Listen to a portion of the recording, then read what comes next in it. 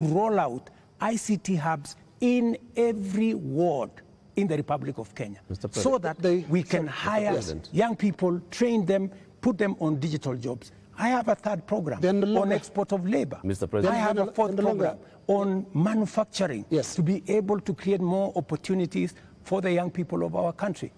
And we want to inform you, they're no longer just talking about things that can be done to them as a demographic.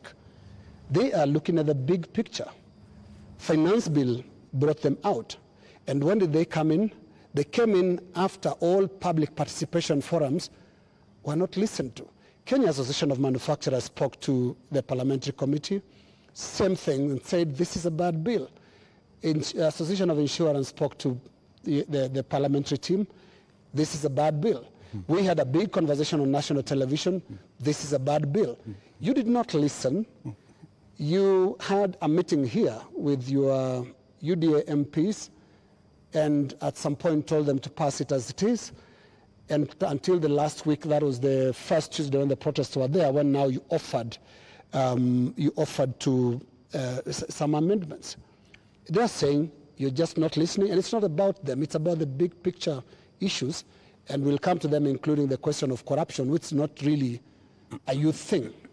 Indeed, Mr. And just to add on to that, Mr. President, respectfully, more Mr. President, I just want to come in your analysis. I just want to add on to that, Mr. Because I want to add on to because that. let me just finish it, Neil. It's the same question.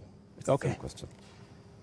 Mr. President, if you went into all the X spaces where the youth are speaking, if you looked at the demonstrations and what they were saying, the placards they are carrying, none of them has talked about we don't have jobs.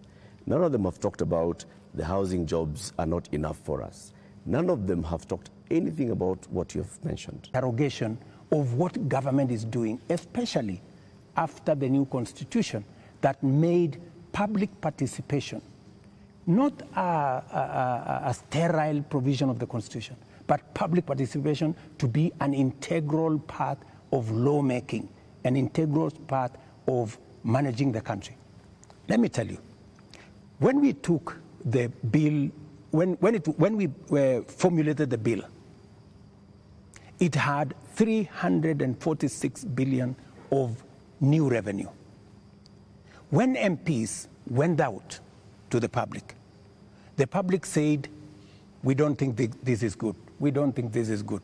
It was reduced by 140-something billion shillings. It remained just 200 billion. Doesn't that amount to listening? No, it doesn't. That the public said, reduce this by... No, it doesn't, Mr. President. And that's why I said reject it.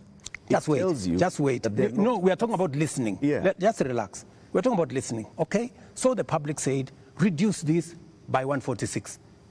We sat down, we cut down the areas, we reduced it to 200. What went into the space was the people who wanted to mislead the public, to say, oh, you see, in fact, everything you have been told is still there, this was not removed, these people are not listening, these people are not listening. And let me tell you, my good friend Latif, we have dropped the finance bill. Yeah?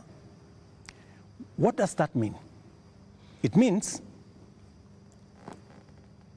we have gone back almost 2 years.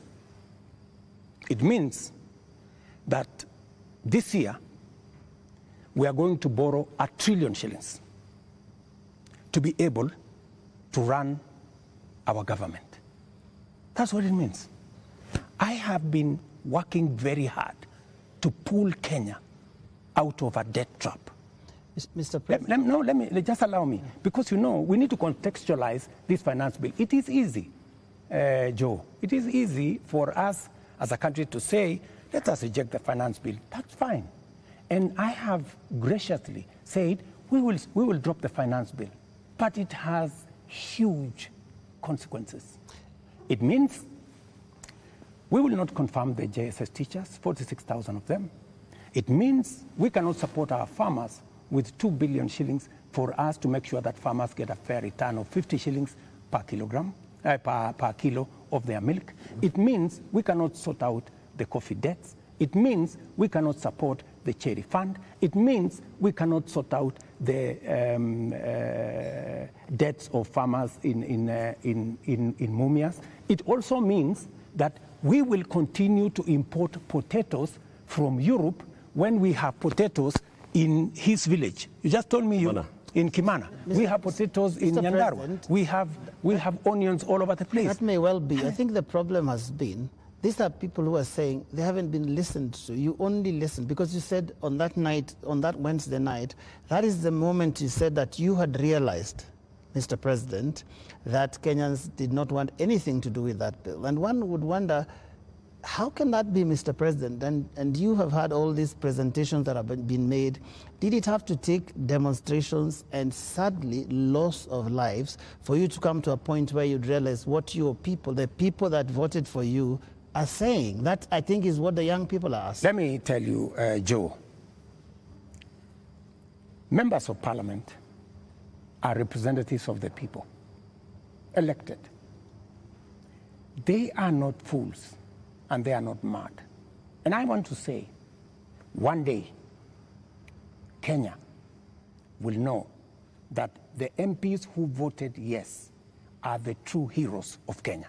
Those are the people who saw the opportunity for us to unchain our country from debt trap and take our country to the future. Let me tell you, Joe, and I want to say this to the people of Kenya, that my plan was to make sure that in the next 3 years, maximum 4 years, we have a balanced budget, where Kenya is not the country where we are today. Let me tell you, gentlemen, and I want to tell the people of Kenya the following. We are in a very difficult financial position. This is something that the people of Kenya must understand, and that is why I am happy that we have a crisis. This crisis will help us be candid and speak to each other properly and contextualize where we are. We raised this year 2.3 trillion from our taxes. Of that 2.3 trillion, that increased 5 times to 11 trillion, 10.6. Excellency, hang on, Your Excellency. The equipment is being manufactured. When I went to China, we got money, build Boston Dam that has been waiting, that will serve the counties of Bomet and Kericho. When I went to China, we got money to build, we got 30 billion shillings to build